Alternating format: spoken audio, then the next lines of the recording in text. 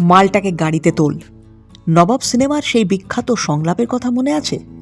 ধবধবে ফর্সা, ঢুলু ঢুলু চোখ, রাস্তায় মেয়েদের দেখলেই কাটেন টোন টিটকিরি।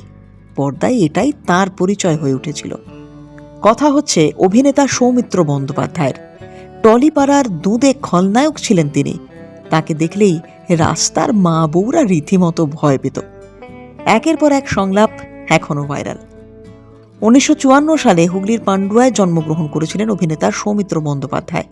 1964 সালে শুভা ও দেবতার গ্রাস ছবিতে অভিনয় করেন সৌমিত্র।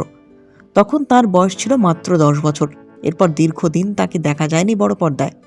1982 সালে ত্রয়ী ছবির মাধ্যমে আবারও অভিনয় ফেরেন সৌমিত্র।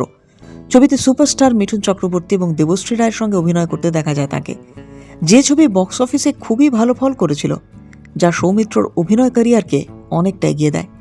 পর্দায় বহু তারকার হাতে মার খেয়েছেন খলনায়ক, কিন্তু ব্যক্তিগতভাবে সৌমিত্রর ইচ্ছে ছিল নাকি নায়ক হওয়ার। অভিনয়ের পাশাপাশি গান গাইতেন তিনি। অভিনেতা হবেন কখনো ভাবেননি, বরং সঙ্গীত শিল্পী হতে চেয়েছিলেন তিনি। কিশোর কুমারের গান ফুটে উঠত তার কণ্ঠে, তাই পাড়ায় কোনো গান বাজনার অনুষ্ঠান হলেই অংশগ্রহণ করতেন তিনি। শ্রোতারাও সৌমিত্রের গানে মুগ্ধ হতো।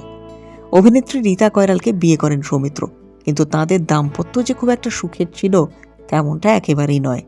অতিরিক্ত মদ্যপানের জন্য সংসারে নিয়মিত অশান্তি লেগেই থাকতো তাদের। অল্প কিছুদিনের মধ্যেই বিচ্ছেদ হয়ে যায়। অতিরিক্ত মদ্যপানই তাকে মৃত্যুর দিকে ঠেলে দেয়।